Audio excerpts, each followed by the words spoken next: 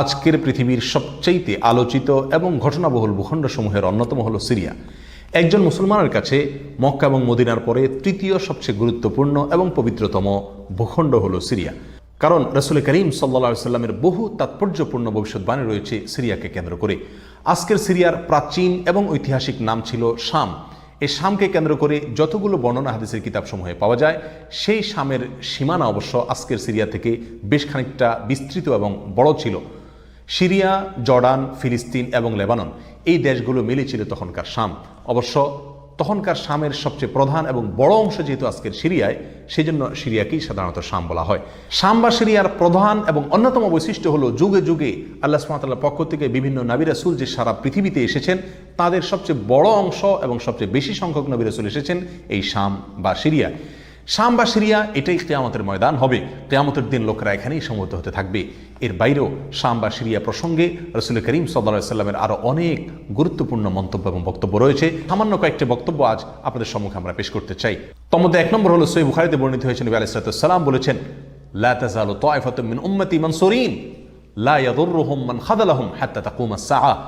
অর্থাৎ আমার উম্মতের মধ্যে একটা বিশেষ শ্রেণী, বিশেষ কিছু লোক থাকবে, একটা দল থাকবে যারা সত্যের পক্ষে লড়াই করতে থাকবে, আল্লাহর সাহায্য তাদের সঙ্গে থাকবে এবং তারা এই সত্যের পক্ষের লড়াইকে অব্যাহত রাখবে কিয়ামত কায়েম হওয়া পর্যন্ত। তাদেরকে যারা পর্যদস্ত করতে চায়, অপমান করতে চায়, ক্ষতি করতে চায়, তাদের কেউই তাদের কোনো ক্ষতি করতে পারবে না।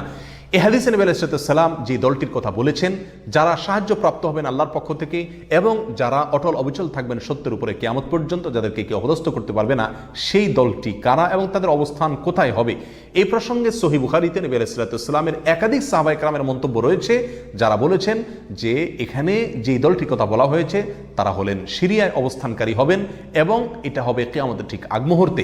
তাবরানীর এক বর্ণনা, নবী আলাইহিস সালাম নিজেও বলেছেন আল্লাহর সাহায্যপ্রাপ্ত সেই দলটি থাকবে সিরিয়ায় বা শামে।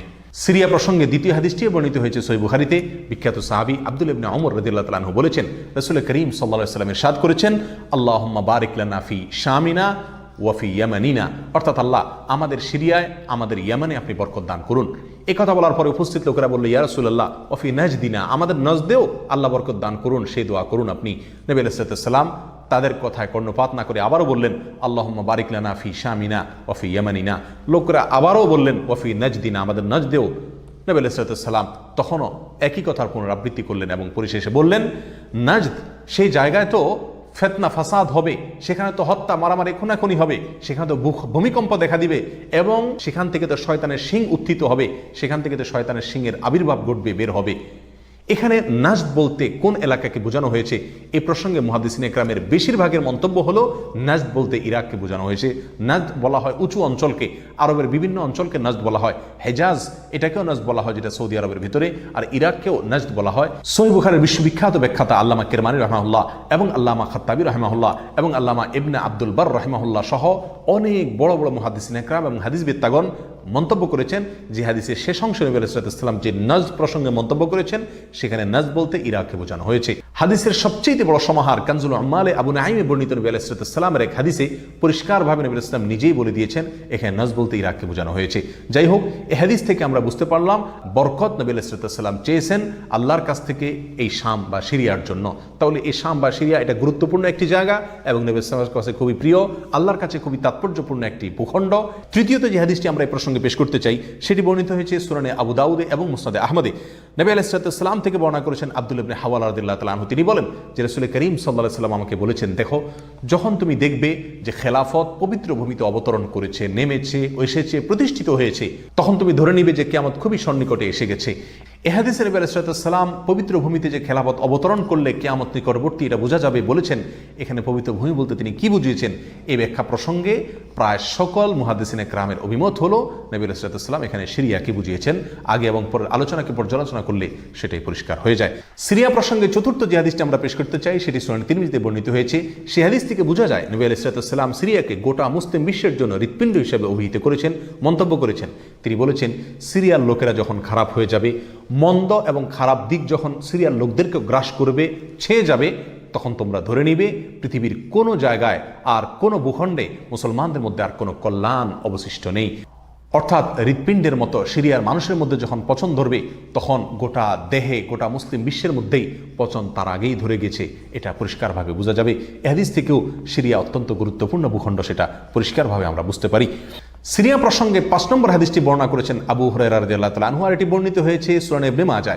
নবী আলাইহিস সালাম বলেছেন, একটা সময় আসবে যখন গোটা বিশ্বে বড় বড় যুদ্ধ বিগ্রহ সংগঠিত হবে, বিশ্বজুড়ে যখন বড় বড় যুদ্ধ দেখা দিবে, তখন মাওয়ালিদের অর্থাৎ নওমুসলিমদের একটি দল আল্লাহর পক্ষে, সত্যের পক্ষে, আল্লাহর দ্বীনের জন্য লড়াই করতে থাকবে এবং তখনকার আধুনিক যত অস্ত্রশস্ত্র এগুলিতে তারা সজ্জিত থাকবেন এবং সত্যের পক্ষে লড়াই করতে থাকবেন। তাহলে চরম সংকটময় পরিস্থিতিতে আল্লাহ সুবহানাহু ওয়া তাআলার একটা বিশেষ সাহায্য এবং অনুগ্রহ আমরা দেখতে পাচ্ছি, আর সেটা অবতীর্ণ হবে, সেটা নাজিল হবে এই সিরিয়ার দামেস্ক নামক শহরে। নাম্বার 6, সিরিয়া প্রসঙ্গে নবী আলাইহিস সালামের আরেকটি তাৎপর্যপূর্ণ ভবিষ্যদ্বাণী রয়েছে, যেটি বর্ণিত হয়েছে সহিহ মুসলিমে। বর্ণনা করেছেন সাহাবী নওয়াস ইবনে সুমআন রাদিয়াল্লাহু তাআলা আনহু। তিনি বলেছেন, নবী আলাইহিস সালাম একবার দাজ্জাল প্রসঙ্গে দীর্ঘ এবং বিশদ আলোচনা করলেন। একটা পর্যায়ে এসে তিনি বললেন, কিয়ামতের পূর্বে আল্লাহর নবী ঈসা আলাইহিস সালাম যে আসমান থেকে অবতরণ করবেন পৃথিবীতে, তিনি অবতরণ করবেন মূলত সিরিয়ার দামেস্ক নামক শহরের, বর্তমান যে রাজধানী সেই দামেস্ক শহরের পূর্ব অঞ্চলের একটি উঁচু এবং সাদা মিনারায় তিনি অবতরণ করে দুনিয়াতে আসবেন। এসে সারা পৃথিবী জুড়ে তাণ্ডব চালানো দাজ্জালের বিরুদ্ধে তিনি লড়াই করবেন এবং সিরিয়ার এই লুদ নামক জায়গায় তিনি দাজ্জালকে হত্যা করবেন। একজন মুসলমানের কাছে যে সিরিয়ার ভূখণ্ডটি অত্যন্ত তাৎপর্যপূর্ণ তা পরিষ্কারভাবে হাদিসের মাধ্যমে ফুটে ওঠে। নাম্বার 7, তিরমিজি বর্ণিত এক হাদিসে আসছেন, নবী আলাইহিস সালাম ইরশাদ করেছেন, কিয়ামতের পূর্বে ইয়েমেনের হাজরামাউত নামক শহরে সেখানে আগ্নোৎপাত দেখা দিবে, আগ্নেয়গিরি দেখা দিবে এবং সে আগুন মানুষকে ধাওয়া করতে থাকবে। সেই পরিস্থিতি আসলে কিয়ামতের ঠিক পূর্ব মুহূর্তে আমরা কি করব, এই প্রসঙ্গে সাহাবায়ে কেরাম নবী আলাইহিস সালামের কাছে দিক নির্দেশনা চাইলে তিনি বললেন, আলাইকুম বিশাম, তোমরা শাম বা সিরিয়ায় গিয়ে আশ্রয় নিবে। অন্য এক হাদিসে আসছেন, নবী আলাইহিস সালাম বলেছেন, একটা সময় আসবে যখন 3টা জায়গায় একসঙ্গে যুদ্ধ চলবে, সিরিয়ায় এবং ইয়েমেনে এবং ইরাকে। একজন সাহাবী প্রশ্ন করলেন, ইয়া রাসূলুল্লাহ, আমাকে ওই সময় আপনি কোন পক্ষের হয়ে লড়াই করার জন্য নির্দেশ করবেন? নবী আলাইহিস সালাম বলেছেন, তুমি শামের হয়ে অর্থাৎ সিরিয়ার হয়ে তুমি লড়াই করবে, আর যদি সিরিয়া হয়ে লড়াই করার সামর্থ্য তোমার না থাকে তাহলে ইয়েমেনের পক্ষ তুমি অবলম্বন করবে। এই হাদিসও একেবারে পরিষ্কারভাবে সিরিয়ার গুরুত্ব এবং তাৎপর্য আমাদের কাছে ফুটিয়ে তুলছে। নাম্বার 8, মুসনাদ আহমদ সহ বহু হাদিসের কিতাবে বর্ণিত হয়েছে, কিয়ামতের পূর্বে যে আগ্নেয়গিরি দেখা যাবে, যে আগ্নোৎপাত দেখা দিবে, সে আগুন মানুষকে ধাওয়া করতে থাকবে এবং সারা পৃথিবীর মানুষকে ধাওয়া করতে করতে করতে একটা জায়গায় একত্রিত করবে, আর সেটি হলো সিরিয়া। নবী আলাইহিস সালামের ভাষায় আরদুল মাহশারি ওয়াল মানশার, অর্থাৎ সিরিয়াই হবে কিয়ামতের ময়দান। কিয়ামতের সময় সারা পৃথিবী থেকে মানুষ সমবেত হয়ে এই সিরিয়াতেই একত্রিত হতে থাকবে। নাম্বার 9, নবী আলাইহিস সালাম আরেক হাদিসে বলেছেন, মালায়েকাতুল্লাহি বাসিতু আজনিহাতাহুম আলা শাম, আল্লাহর ফেরেশতাগণ সিরিয়ার উপরে তাদের ডানাকে ছেয়ে আছেন অথবা ছেয়ে থাকবেন। এই হাদিস থেকেও শাম বা সিরিয়ার গুরুত্ব করে পরিষ্কারভাবে ফুটে ওঠে। নাম্বার 10, এক হাদিসে আসছেন, নবী আলাইহিস সালাম তার এক স্বপ্নের বিবরণ দিতে গিয়ে বলছেন যে, আমি একবার শুয়েছিলাম, দেখলাম আমার মাথার নিচ থেকে আল্লাহর কিতাবকে ছিনিয়ে নিয়ে যাওয়া হলো এবং সেটাকে যখন নিয়ে যাওয়া হচ্ছে আমি তাকিয়ে থাকলাম কোথায় নিয়ে যাওয়া হচ্ছে।